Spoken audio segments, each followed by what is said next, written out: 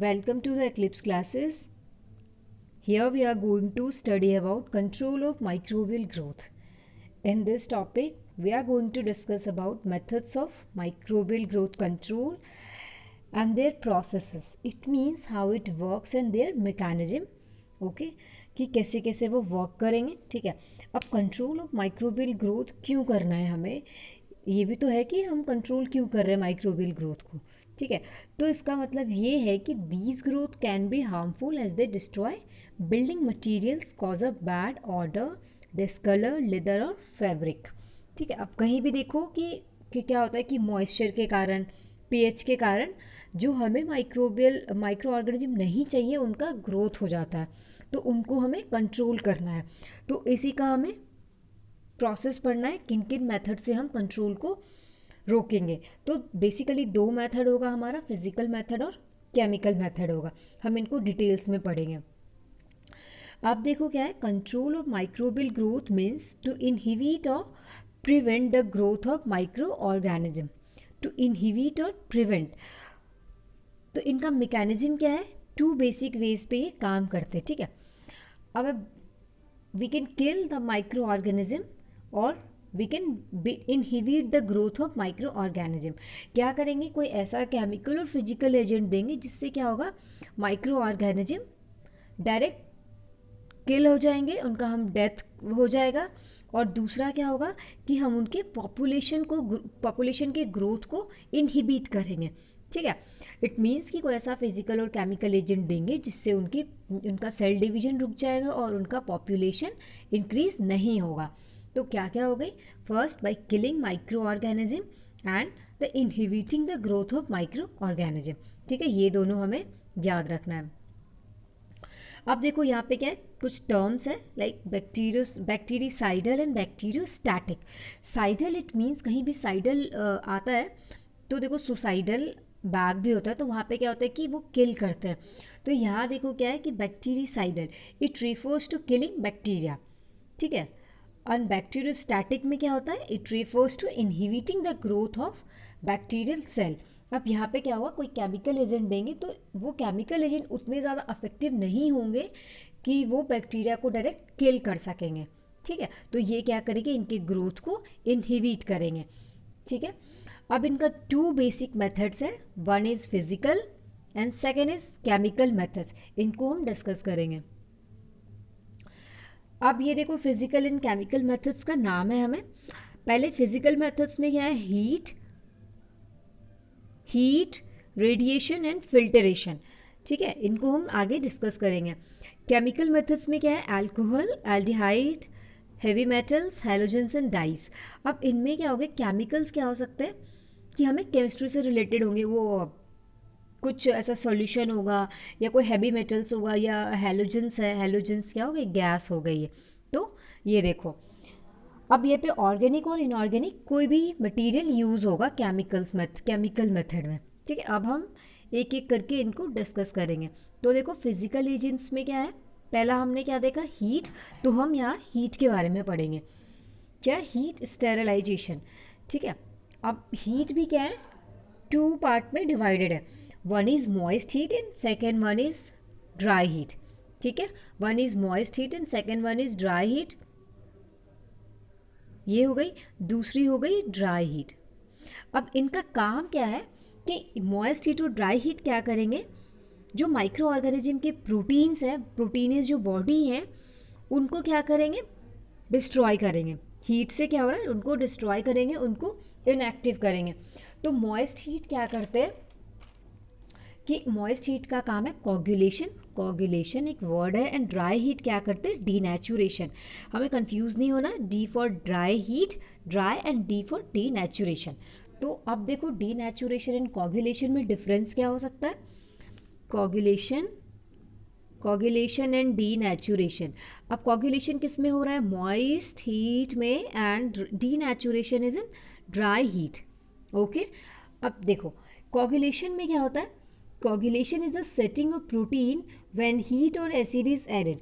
अब इसमें क्या होगा कि जितने भी लिक्विड है वो सॉलिड में कन्वर्ट हो जाएंगे और वो सेमी सॉलिड हो जाएंगे. तो ये हो जाएगा कि it traps liquid inside solid. अब कोगुलेशन देखो, जब हम एग बॉईल करते हैं तो अंदर का जो यॉक है वो क्या होता है, सॉलिडिफाई हो जाता है, तो वो वही हो गया कोगुलेशन। और डीनेचुरेशन में क्या होता है कि जब हम मॉइस्चर जब डीनेचुरेशन प्रोसेस स्टार्ट होता है तो हीट आया, ठीक है, हीट आया, हीट की वजह से, पीएच की वजह से, और क्या कहते हैं, मॉइस्चर की वजह से क्या होगा, इनका केमिकल बॉन्ड ही क्या होगा, ब्रेक हो जाएगा प्रोटीन का। तो प्रोटीन में केमिकल बॉन्ड क्या होती है, hydrogen bond and disulphide bond. तो क्या होगा, जो अमाइनो एसिड को एक दूसरे से लिंक करके रखते हैं, तो डीनेचुरेशन में क्या होगा, it breaks the chemical bonds, that is hydrogen bond and disulphide bond, ठीक है। ये हमें पता चल गया कि मॉइस्ट हीट में क्या होगा, ड्राई हीट में क्या होगा, ठीक है। अब देखो मॉइस्ट हीट का हमें पढ़ना है, एक एक करके सारा प्रोसेस पढ़ना है। तो मॉइस्ट हीट में क्या, ऑटोक्लेविंग।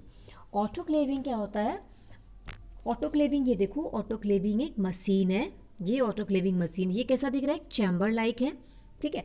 इसमें क्या होता है, ये 3 चीज़ पे काम करता है। एक तो टाइम, ये देखो टाइमर लगा है, ये एक प्रेशर, ठीक है, एक प्रेशर पे काम करता है, और दूसरा होता है टेम्परेचर, ठीक है। ऑटोक्लेविंग किस 3 चीज़ पे काम करती है, टाइम, टेम्परेचर एंड प्रेशर। तो टाइम कितना हमें ज़रूरत है, 10 to 15 मिनट, प्रेशर कितना चाहिए 15 psi एंड टेम्परेचर कितना चाहिए 121 डिग्री सेल्सियस। तो ये हो गया स्टीम अंडर प्रेशर। अब इनका देखो प्रिंसिपल पूछेगा कि ऑटोक्लेविंग का प्रिंसिपल क्या है, तो स्टीम अंडर प्रेशर है, ठीक है। ये एक स्टेरलाइजेशन मेथड है। स्टेरलाइजेशन इट मीन्स कि डिकंटामिनेट करना है हमें, कंटामिनेशन वहाँ से रिमूव करना है, रिमूवल ऑफ कंटामिनेशन। तो ये हो गए, अब ये क्या हो गया, पहली ऑटोक्लेविंग। अब autoclaving is a chamber which is filled with hot steam under pressure, ठीक है। ये हो गए, ये 3 चीज़ पर डिपेंड कर गया, टाइम, टेम्परेचर एंड प्रेशर। इसमें क्या होता है कि all organism and endospore killed in 15 minutes, ठीक है। जितने भी ऑर्गेनिज्म है और एंडोस्पोर्स होते हैं जो ज़्यादा हीट रेजिस्टेंट होते हैं, उनको बहुत ज़्यादा टाइम लगता है, वो भी 15 मिनट में क्या होते हैं, किल हो जाते हैं। क्योंकि एंडोस्पोर जनरली हम हीटिंग और दूसरे मेथड से जल्दी किल नहीं होता है उनका, तो इसीलिए। अब इसमें क्या होगा, बैक्टीरियल पैथोजन ऑलमोस्ट ऑल क्या होते हैं, ये इनका डिस्ट्रॉय हो जाता है, ठीक है। अब दूसरी मेथड क्या है, बॉइलिंग। बॉइलिंग हमें पता है बेसिक प्रिंसिपल बॉइलिंग का क्या होता है, हम 100 डिग्री सेल्सियस पे क्या करते हैं, इसको हीट करते हैं, ठीक है। और हीट करते हैं तो क्या हो गया, इसमें वेपोराइजेशन होता है, इसमें भी देखो स्टीम है, इसीलिए क्या हो गया, ये मॉइस्ट हीट होंगे, ठीक है। अब ये देखो क्या होता है कि heat to 100 degree Celsius more the kill vegetative forms of micro organism. अब ये क्या करेंगे कि जब हम 100 डिग्री सेल्सियस पे देते हैं तो जितने भी माइक्रो ऑर्गेनिज्म हैं like bacteria, fungi and viruses almost kill हो जाते हैं, but some of micro organism are not destroyed by the boiling. कौन कौन से हो गए, तो endospore and some viruses are not destroyed at this temperature, ठीक है। तो ये हो गए, इसके लिए हमें क्या चाहिए, ज़्यादा दूसरी एडवांस प्रोसेस चाहिए या मैकेनिज्म चाहिए इसके लिए, ठीक है। तो ये हो गई बॉइलिंग। अब है हमारा नेक्स्ट है टिंडलाइजेशन। अब देखो टिंडलाइजेशन में क्या होता है, इसमें 2 तरीके का होता है। Tyndallisation is a process use to sterilise culture media that might be spoiled by exposure at higher temperature, ठीक है। अब इसमें क्या देते हैं, 80 to 100 डिग्री सेल्सियस टेम्परेचर देते हैं, कितने मिनट के लिए, 30 मिनट के लिए, ठीक है। अब इसमें क्या है, 2 तरीके का है और 3 डेज के लिए देते हैं, ठीक है। ये थोड़ा प्रोसेस क्या है, लंबा है। इसमें क्या होगा, पहला क्या है, ऑन द फर्स्ट ओकेजन और we can call first heating, ठीक है। फर्स्ट हीटिंग में क्या हो जाता है कि वेजिटेटिव बैक्टीरिया को क्या करते हैं, किल कर देते हैं, और सम स्पोर्स को किल कर देते हैं। पहली हीटिंग देंगे तो जो भी नॉर्मल वेजिटेटिव बैक्टीरिया है, वेजिटेटिव माइक्रो ऑर्गेनिजम्स हैं, और कुछ स्पोर्स को ये क्या करेंगे, किल कर देंगे। और दूसरी जब देते हैं हम सब्सिक्वेंट हीटिंग और सेकेंड और थर्ड हीटिंग, ठीक है, जब 3 दिन का है ना ये काम, तो उसमें क्या होता है, more resistant spore will be killed. अब जो ज़्यादा हार्ड होंगे, जो जनरली नहीं 82 एक दिन में किल होंगे, वो क्या होंगे, धीरे धीरे इनएक्टिव होके दूसरी और तीसरी हीटिंग में वो इनएक्टिव हो जाएंगे, ठीक है, तो ये हो गया हमारा टेंडराइजेशन। अब है डीनेचुरेशन, सॉरी पास्चराइजेशन है। पास्चराइजेशन से हमें क्या रिलेट करते हैं हम, तो मिल्क पास्चराइजेशन करते हैं। Process used in, basically pasteurisation process used in food industry for milk and other dairy products, fruit juices, wine, beer and other heat sensitive substances. अब देखो पास्चराइज मिल्क मिलता है हमें, तो ठीक है, पास्चराइज मिल्क में क्या होगा कि उसका प्रोसेस ये है कि हम पहले फ्रेश मिल्क को लेंगे, उसको हीट करते हैं, ठीक है, हीट किया उसके बाद हम उसको कूलिंग के लिए रख देते हैं, फिर वो पास्चराइज मिल्क हो जाते हैं। फिर क्या होता है कि जितनी भी माइक्रो ऑर्गेनिज्म है उनका डेथ हो जाता है जब हम उतना टेम्परेचर प्रोवाइड कराते हैं तो, ठीक है। उसके बाद हम उनको कूल करते हैं, फिर पैकेट में पैक करते हैं, सेल करते हैं, ठीक है। बेसिकली ये इंडस्ट्रियल यूज़ पे इंडस्ट्रियल है ये। Pasteurization is a brief heat treatment used to reduce the number of spoilage organisms and to kill disease causing agent, ठीक है।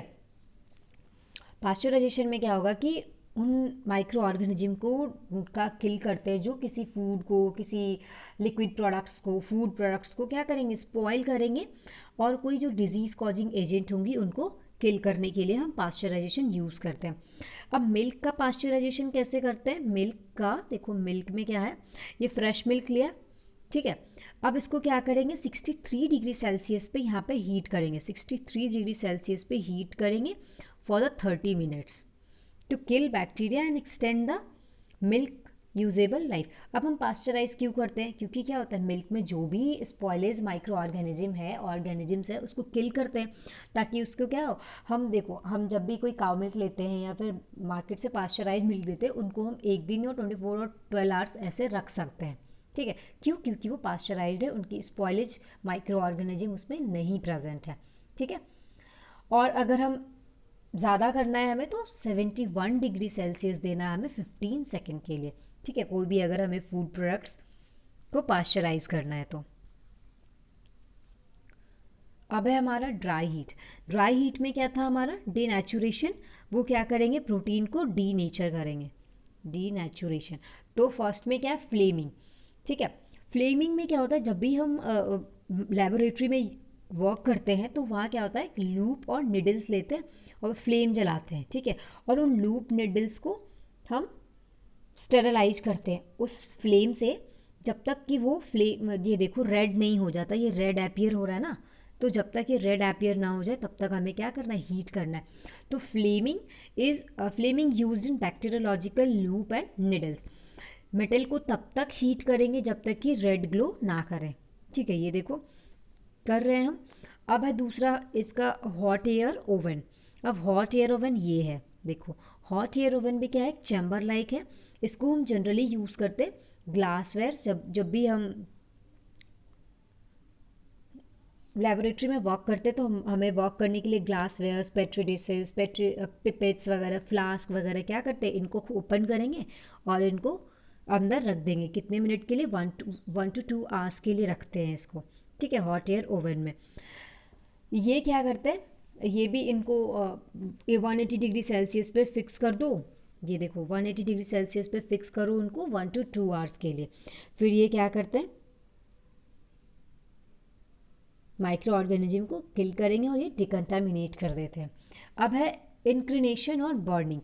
इसमें क्या होता है कि डायरेक्ट हम बायोलॉजिकल प्रोडक्ट्स को, पेपर कप्स को बर्न कर देते हैं, ठीक है, इसमें डायरेक्ट बर्न करना होता है।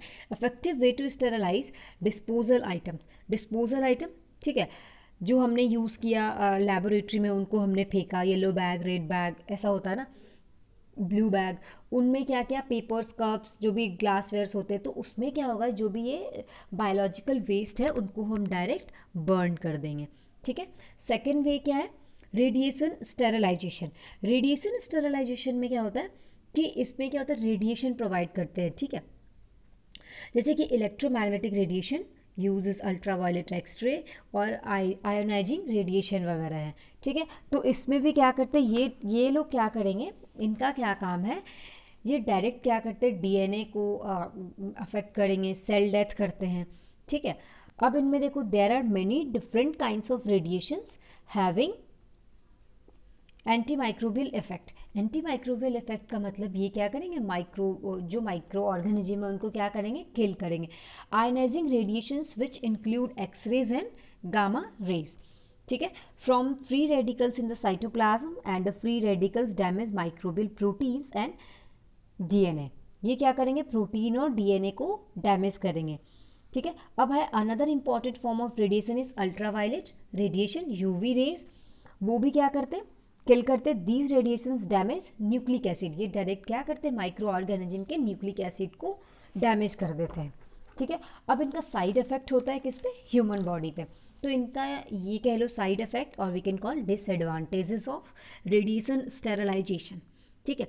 ये क्या करते हैं, पेनिट्रेट्स ह्यूमन टिश्यू। अब ह्यूमन टिश्यू में क्या करेंगे, पेनिट्रेट्स करेंगे, इनकी रेज अगर पेनिट्रेट्स कर जाती है तो क्या करते हैं, it may causes genetic mutation in human और डैमेज स्किन एंड आईज, ठीक है। विजुअल बहुत सारी क्या होंगी, स्किन डिजीजेज हो सकती है, हमारी आई साइट में प्रॉब्लम आ सकती है। तो हमें रेडिएशन स्टेरिलाइजेशन में अपने आप को जितना से ज़्यादा सेफ रख सकते हैं, ठीक है। हमें एक्सपोज नहीं होना होता है रेडिएशन स्टेरिलाइजेशन में, ओके। अब देखो क्या है हमारा फिल्टर स्टेरिलाइजेशन, मेनली फिल्टर में हमें क्या पता चल रहा है, अपियर हो रहा है कि कोई फिल्टर होगा, उससे हम लिक्विड मटेरियल को हम क्या करते हैं, फिल्टर करते हैं। फिल्टर में क्या होता है, for heat sensitive substances.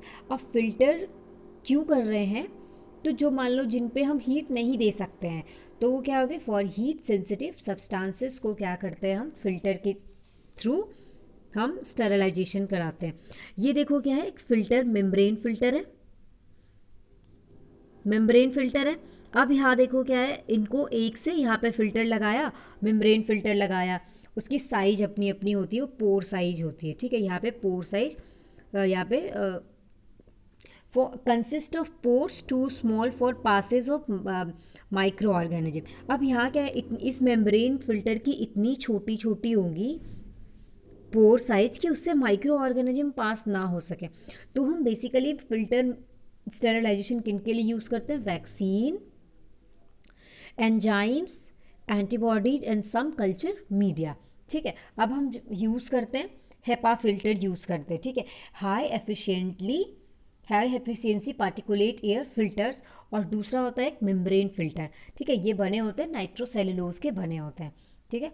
It is specially important for sterilisation of solution which would be denatured by heat. अब membrane filter used in destroy and industry and research में। जनरली हम मेम्ब्रेन फिल्टर का use कहाँ करते हैं, industry में और research में यूज़ करते हैं, ठीक है। अब यहाँ पे फिल्टर की साइज होती है 0.22, जनरली होते हैं 2 माइक्रोन में होती है, क्योंकि इससे क्या हो कि माइक्रो ऑर्गेनिज्म पास नहीं करे, ठीक है। अब हमने देखा फिजिकल मेथड में क्या देखा, मॉइस्ट हीट और ड्राई हीट देखा।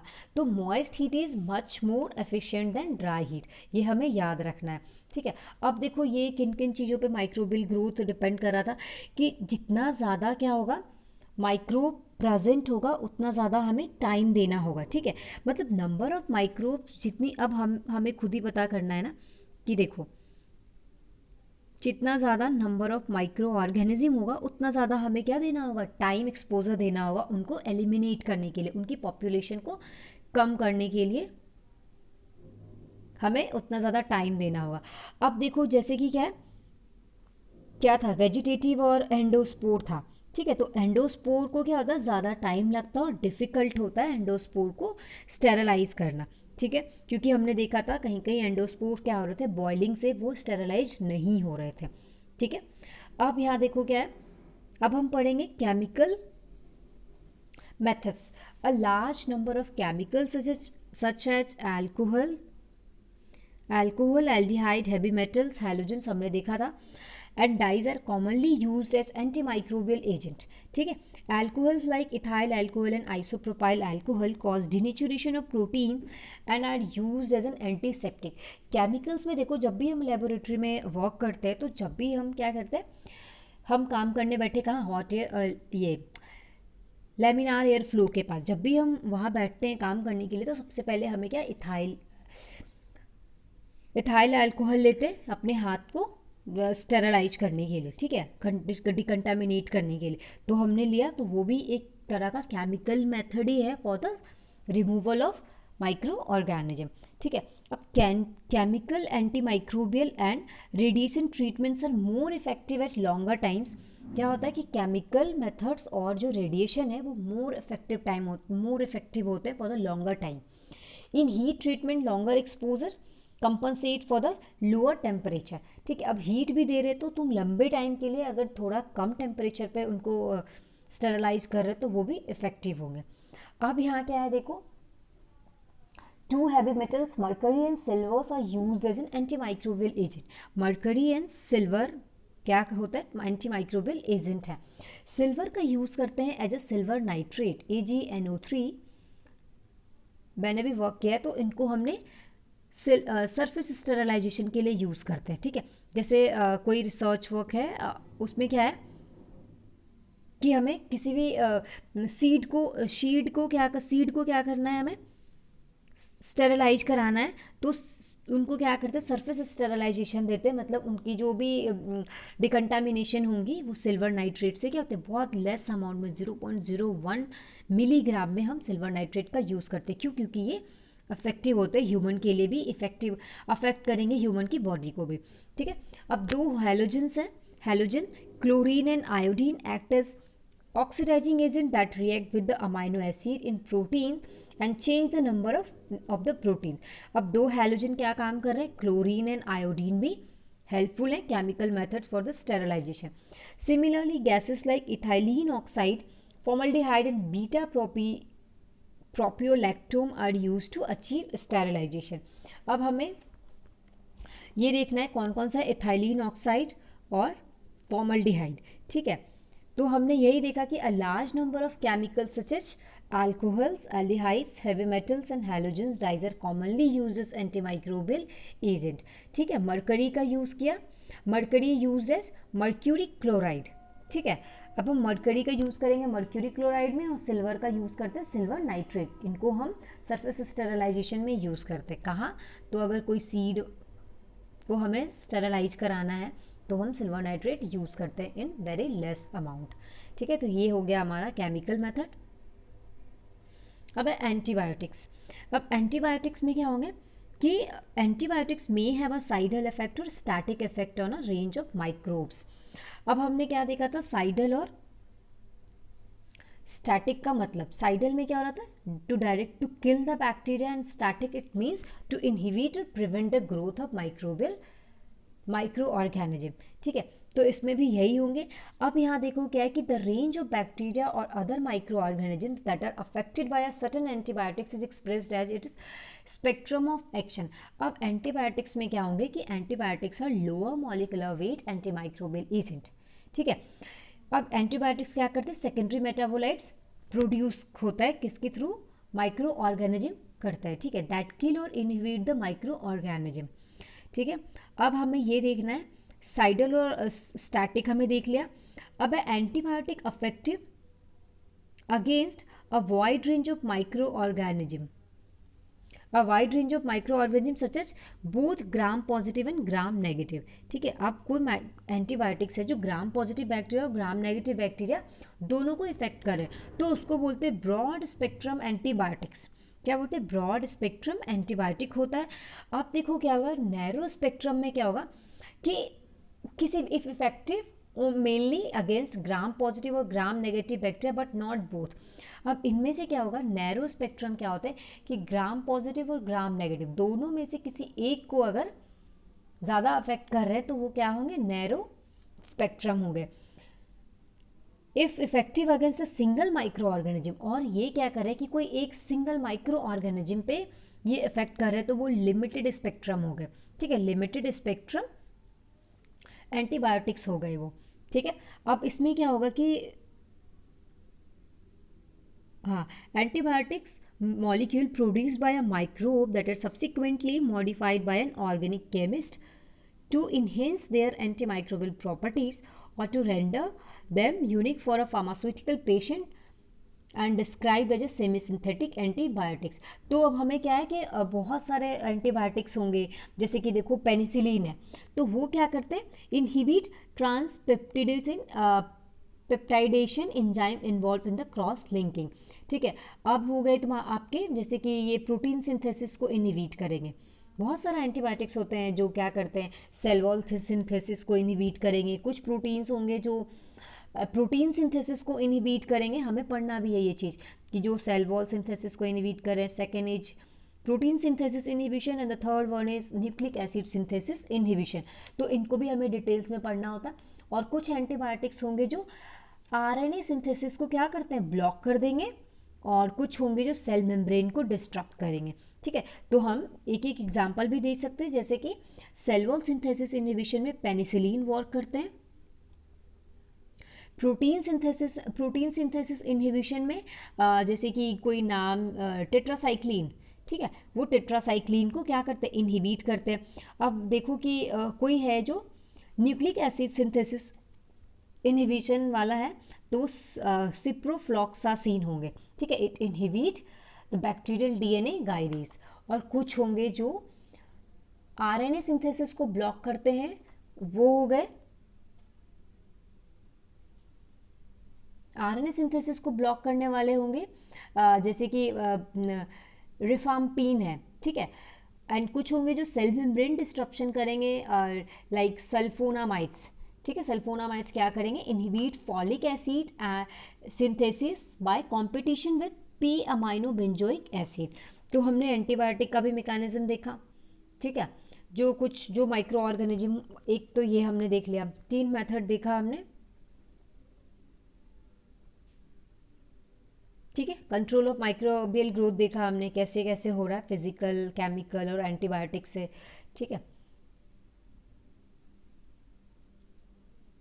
Thank you. Hit the like button, share and subscribe.